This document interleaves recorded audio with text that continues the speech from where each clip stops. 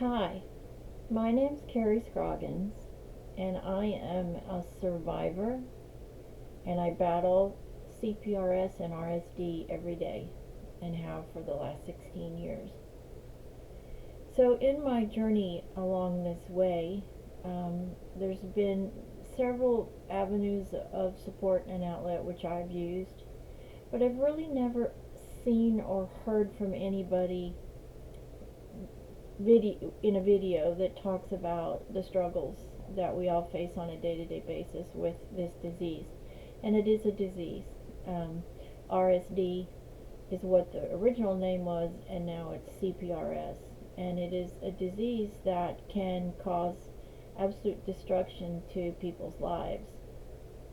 And I wanted to start a video vlog to support all of you out there and let you know, especially if you're new to this disease, that there is hope, and there are doctors that do know what they're doing, and that's key. You've got to find a doctor that understands this disease and can treat you with the appropriate measures that you specifically need. I am 16 years into this, and it is a battle every day, and I fight it every day. I'm filming this video, as you can see, from my bedroom, because a lot of us spend a lot of time in our bedrooms because of the pain and the results of this devastating disease. And so I thought it was sort of an appropriate way to introduce myself. In 2006, I was headed to a baseball game in Phoenix, Arizona with my husband and some friends, and at the time in Phoenix they were working on the light rail in downtown, and that's where the ballpark is. We were on our way to see the Diamondbacks play. We lived in Arizona at the time. I now live in Texas. And we were just walking along on our way to the game, and I didn't see this pothole, if you will. It was a very big pothole, but I didn't see it. I was talking to my husband and talking to my friends, and we were all excited about the game and going to the game, and so I was looking forward. I wasn't looking at the ground. I was looking forward, like we all do when we walk, right? So we're walking along, and all of a sudden I end up in this hole, and when I did that, I rolled my left ankle, and I rolled it so badly that I tore all of the soft tissue in the ankle. And I immediately went to the emergency care, and they wrapped it and did all that. And the next day I went to the doctor, and I had x-rays, and thank goodness nothing was broken. And that's what I thought at the time, thank goodness. But then after a few weeks, it really didn't seem to be getting much better, and I was noticing all sorts of strange things, colors and feelings, and more pain than I had experienced when I did the actual injury. And so I didn't understand exactly what was going on. So I went back to my doctor, my orthopedic specialist, and I said, I'm not getting any better. I'm in so much pain, and I've got burning sensations, I've got pins and needles, I've got all the different colors of the rainbow in my ankle, I have swelling, I have flaking skin, all of the things that we now associate with RSD or CPRS. And luckily for me, I had an orthopedic specialist that knew what it was, and he said to me immediately, I think you have RSD. Because remember, at the time, that's what it was called. So he referred me, luckily, to a gentleman in Scottsdale that was on the cutting edge of RSD. And so we treated my ankle, but unfortunately, in this process, because of the RSD and because it showed up so quickly, the surgeons were afraid to actually go in and repair my ankle, all the soft tissues that had basically been torn apart when I fell. And so from April to November, 5 months, I was in a walking boot. And unbeknownst to us at the time, this actually caused more harm than good, because they should have just gone in immediately and repaired the ankle because in that 5 month period from April to November, it actually caused me to have greater symptoms of RSD. So between those months, I went through 12 different lumbar injections to try to fix the pain, to try to resolve the issues that I was having, and nothing worked. And I was on all sorts of pain medication. It's actually a family joke now that I missed that Thanksgiving because I was so stoned on painkillers that I don't even remember it. I don't remember talking to my family. I don't remember the dinner. And that was pretty much what happened for those 4 months from April. Excuse me, let me turn my phone off here. And so I lost a lot of my life. So we went in and we did the surgery, and I recovered from the surgery, but I was not recovering from the complications from RSD. It was actually getting worse, and I had to make a decision. This was now well into 2007, and I worked full time. I worked from home. I was a regional sales rep in the insurance business, and I had to make a decision because I was losing my life. I couldn't work. I couldn't do anything. I couldn't function. I'd get up in the morning and I'd be exhausted, and then I'd sleep all day and I couldn't work. And so I knew I had to make a decision, a drastic decision about my treatment process and my treatment options in order for me to take my life back. And luckily for me, as I said, I had a great pain specialist in Scottsdale, and he came to me and said, I really think that you're a candidate for either a stimulator or an infusion pump to control the pain that's in your ankle. And so we went to tests, we went to trials. We went to the stimulator, and I didn't have a whole lot of success with that. But I did it because I needed to make sure as to which one was going to work. And then we did the infusion pump. We did a trial on that, and I responded wonderfully. So in the summer of 2000, in August of 2007, I had my first pain pump implanted in my left side, and the pump, the actual reservoir, stays inside permanently, and then the leads from that pump are surgically implanted into my spinal column. So I was in the hospital, I had that done, and unfortunately I had a pretty severe complication. I had bleeding from my spinal column, and I had all sorts of complications for about 4 months afterward until we could finally get it regulated. I had terrible migraines. The fluid in my spinal cord had leaked so much that my brain had settled down into my skull, and it was pressing on my spinal cord. So I was having all sorts of problems. But we got it resolved, and we moved past that, and I had my pump implanted, and I had great relief. And that was I'm not gonna lie, it took about 6 to 9 months for me to really feel like I had my life back and I could do the things that I needed to do. I could go to work and take care of my family and my kids. I had kids at home at the time. One of them, they were both, my oldest son was in high school, and my youngest son was just getting ready to go into junior high school. So I had a life. I had a full-time job. I was married, and so I just had to make the decision as to what I was going to do to get my life back and not let this thing destroy my life. And so that's what I did. And it was a drastic step, and we all knew it was a drastic step, but I also knew that I could not live on oral pain medication, that it would end up destroying my life. And after all the research that I did from the RSD Foundation, I realized that those type of painkillers lead nowhere. They lead to one place, and that's generally suicide. And there was no way I was going to let that happen.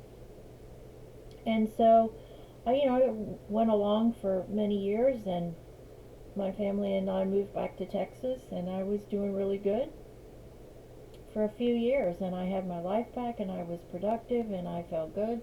I had to go in and have the pain pump filled, which was an annoyance, but it was every 3 to 4 months, and it was manageable, and I liked my doctor, and he was very, very supportive and encouraging, and gave me all the things that I needed because he was trained in this disease. And I cannot stress that enough. You've got to find doctors that know this disease, understand this disease, understand how to treat this disease, and then provide you the support that you need to live with this disease. It's a disease. It is not an emotional problem. It is not some psychological issue. It is a physiological disease, and this disease has been around a long time. It's documented all the way back to the Civil War. So do not let anybody tell you that it's emotional or it's psychological. It is not. Stand up for yourself. And if you've got people in your life that are questioning that, then maybe they don't need to be in your life. If their family members questioning you, then you need to set them straight, and you need to tell them, go get informed, find out about it, and support me in this journey. Don't question me or belittle me or all the other things associated when people don't believe that you have a physiological problem. So we moved to Arizona. I was doing really good, and things kind of happened. When I was younger, I was very athletic. I played tennis and golf, and I ran. I was a jogger. I did all these things.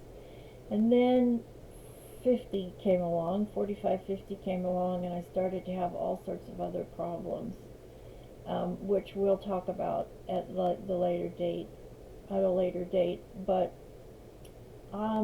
I just want to give you an outlet to talk to somebody about the day-to-day struggles that we have with this disease. Probably the one thing that's influenced or affected my life the most about this disease is the opioids that are in my pump. And the biggest side effect that I've had from those opioids is weight gain, and it's significant weight gain. It's 60 to 80 pounds depending on what's happening in my life. And so that is a major thing that I still struggle with today, and it is a thing that I'm trying desperately to figure out the next step for me, because I cannot live with this any longer. It's 15 years, and so for me the benefits of seeking help for that is far outweighs any complications that I may have. I've had several major surgeries since the implantation of my pain pump, which of course is a scary deal, and you have to be very careful about that when you do that, and you've got to be working with people that know this disease. That is the most important thing that I can convey in this message, is that you have to work with doctors that know what our RSD or CPRS is. That is it. My main message today is that if you're not working with a doctor that understands this problem, this disease, then find another. It's just a crucial part of your diagnosis, and you'll never recover. It's rare that it's ever put into remission, but if you find a doctor that understands it and can work with you, then you can have a productive life. And it's important to do that. That is your first step, is finding a doctor that knows what they're doing and is compassionate and understands the day-to-day struggles that you're going to be facing as a victim of this disease. So a little bit more about me. I am married, of course, as I said. I've got 3 grown, wonderful children. One's a paramedic, one's a nurse, and one's a probation officer, 2 boys and a girl. I have 3 beautiful grandchildren that I just absolutely adore. I have a service dog back here, Duke. He has alerted twice when my pumps have failed. I'm actually on my 4th implanted pump. Their first 3 lasted right at 5 years, and then for some strange reason they just stopped working. And so we're going to talk about that in a video too, so you can understand what happens in that process. So I have my service dog Duke. He never leaves my side. I'm a business owner. I have an insurance agency, an independent insurance agency. I've had 2 locations. Now I'm down to 1, for lots of reasons, mainly because of the travel. I had 1 in North Texas and 1 in South Texas, and physiologically I just couldn't do it any longer. This disease is challenging, and so when COVID came along, I made the decision that I needed to put it all in one place and be centrally located to my husband, who 5 years ago was transferred back to the Houston area. We were up near the Fort Worth area, and so it just made it the decision for me that I needed to have everything close and that I needed to have my support system close. And so I made the decision to close that location and put it all into one location, and I've just recently moved into a brand new facility, which is normally where I'll be filming from. Right now I'm recovering from major foot surgery, and so that's why I'm working from my bedroom. So I do just want to be a voice of encouragement. Get up every day and fight it. Don't let it get you. Don't let it overtake your life. Don't let the depression and the sadness and the frustration consume you, because I've been there, done that, and it doesn't get you anywhere. It just doesn't get you anywhere. It leads you down a road that you don't want to go to, and I've been there. I've been in my doctor's office to the point where I thought I was going to lose it and needed to be hospitalized because I just couldn't cope. I could not cope with all of the things that this disease presents to you, and it is challenging. But I'm here because I want to be a voice of encouragement and an example that you can do it. I have my challenges, and I have days that I just don't want to get out of bed. But I've got too much in my life to live for, and I'm not going to let this disease take hold of my life and put me to that point. I'm just not going to do it. So I live in the Houston area. As I said, I'm a business owner. I have 2 businesses that I run, and so I'm a busy lady, and I love what I do. But I just felt the need now, for some reason in my life, to be able to communicate with you, because I see all these posts on social media, people that are struggling, that just don't seem to have the support mechanism that for some reason I had, and I'm not sure why that's happening, but it seems to be happening an awful lot. So again, my name's Carrie Scroggins. I have a YouTube channel. It's Carrie Devlin Scroggins. That's my full name, and I'm going to be posting videos weekly, and we're going to be talking about different subjects related to this RSD and things that I've gone through that hopefully will help you if you're to that stage of your disease and have those type of things going on. And I want to hear from you. My email address is bkscroggins@yahoo.com, and I'd love to hear from you if I can help you in any way, if I can be a source of encouragement and an example that you can get on with it. I still have my challenges, I still have my struggles, I still have my physiological issues that I deal with, and I deal with them every day.